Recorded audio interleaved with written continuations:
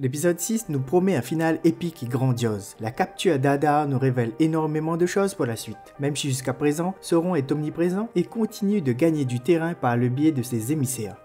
Aujourd'hui, je vous donne mon avis sur cet épisode intitulé Udun. Toujours avec des spoilers, n'oubliez pas de vous abonner et de liker. Nous avons enfin droit à un épisode épique et tel que l'on attendait. Je ne dis pas que les autres épisodes étaient nuls, mais il fallait bien poser le cadre de la série, même si ça a duré 5 épisodes. Le résultat est là, et cet épisode 6 est le meilleur jusqu'à présent. L'épisode débute avec l'attaque du Mirador de Styrit. Le plan de diversion d'Arondir et des villageois était sans conteste bien orchestré. Ni les orques, ni Adar n'a senti le piège. On pourrait reprocher le manque d'ingéniosité pour l'effondrement du Mirador, mais il faut croire qu'une flèche enflammée est suffisamment puissante pour faire céder une corde qui résiste depuis des années au ravage du temps. Il faut dire que c'est Arondir qui a tiré la flèche et que c'est un elfe de combat, donc il sait ce qu'il fait. En tout cas, les réalisateurs ont mis le paquet sur les effets visuels tels que la flotte de Númenor, le lever de soleil que contemplent Galadriel et Elendil et les costumes qui sont à la hauteur. Jusqu'à présent, les bandes son s'adaptent à merveille à toutes les scènes. C'est la première fois qu'Isildur parle avec Galadriel, et un petit clin d'œil est fait au royaume du Gondor lorsqu'Isildur parle du vrai Númenor. Dans le légendaire de Tolkien, c'est Anarion et Isildur qui créent le Gondor, en réunissant Minas Arnor, dont Anarion est le seigneur, et Minas Ithil, que gouverne Isildur, qui deviendra par la suite Minas Morgul, suite à l'attaque de Sauron et des Nazgûl. De son côté, Arondir essaie tant bien que mal de détruire la clé, mais un tel artefact doit forcément être protégé par des sortilèges ou même une protection qu'un magicien de fête foraine ne pourrait défaire. La solution serait de le jeter dans la montagne du destin. Mais bon, à ce moment de la série, il n'est pas encore créé. La romance entre Bronwyn et Arondir prend une autre tournure. On s'attache encore un peu plus à ce couple et ils envisagent même de fonder leur propre famille en incluant Théo. Le Valar auquel Arondir fait référence n'est autre que Yavanna, qui créa avec l'aide de Nienna les arbres de Valinor tels Périon et Lorelin. En plantant de nouvelles graines, Arondir s'attire ainsi les grâces et la protection de Yavanna. Le subterfuge d'Adar était cruel et fourbe. Son but, envoyer les hommes qui se sont ralliés à lui au combat pour qu'ils prouvent leur loyauté et leur dévouement. Lorsque Arondir et les autres découvrent le pot rose, Adar et ses enfants les ont déjà encerclés. La scène où il soigne Bronwyn nous tient en haleine, et c'est tout naturellement qu'on prend part à cette détresse et à ce moment intense. Adar joue sur la corde sensible de Théo et d'Arondir afin d'obtenir la clé, et pour faire pression, les orques tuent l'un après l'autre les villageois lentement. Ils sont quand même un peu sadiques ces orques. Sous la menace de perdre sa mère et avec la frayeur qu'il a eue juste avant, Théo finit par céder et donne à Adar la clé. Je pense qu'Arondir a manqué d'imagination pour cacher la clé. Il aurait pu la mettre en sûreté hors du village ou tout simplement fuir avec afin d'éloigner les orques. Au lieu de ça, il est resté dans le village. Son amour pour Bronwyn lui fait perdre la tête et heureusement qu'il est resté car ça aurait été la fin de Bronwyn.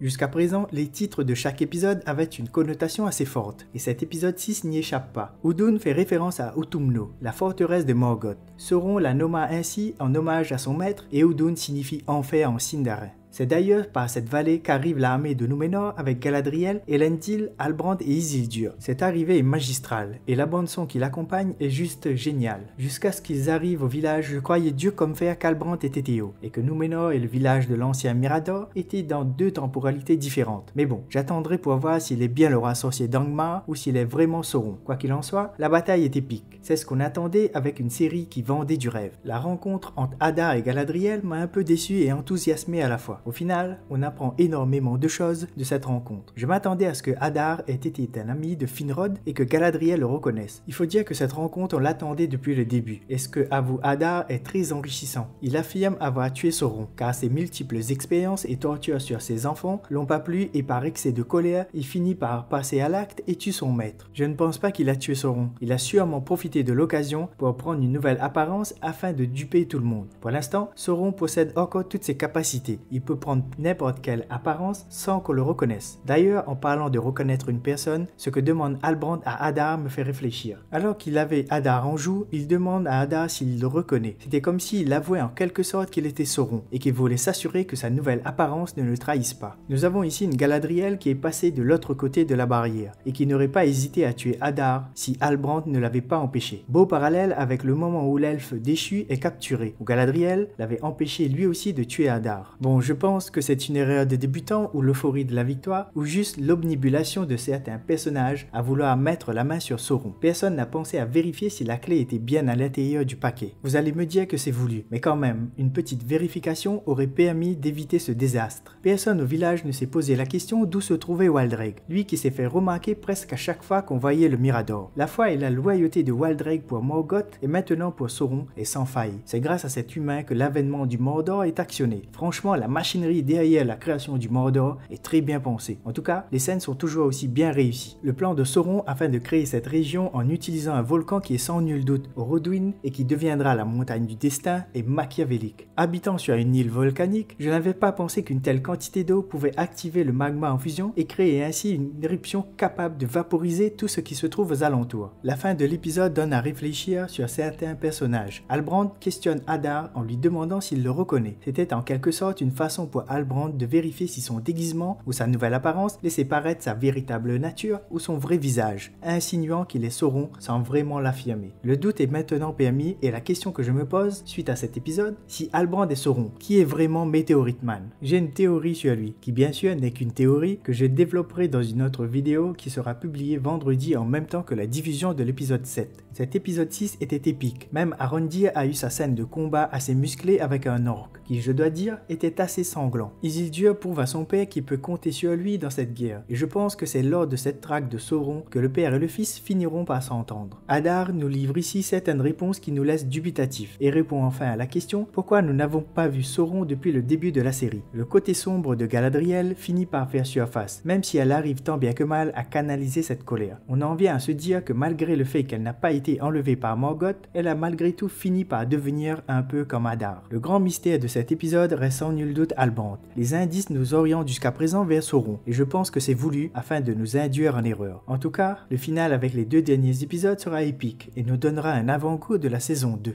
Merci à tous d'avoir suivi cette vidéo. Mention particulière à toi qui est resté jusqu'à la fin car plus personne ne le fait. N'oublie pas de laisser un commentaire afin d'améliorer les vidéos et de t'abonner pour plus de contenu.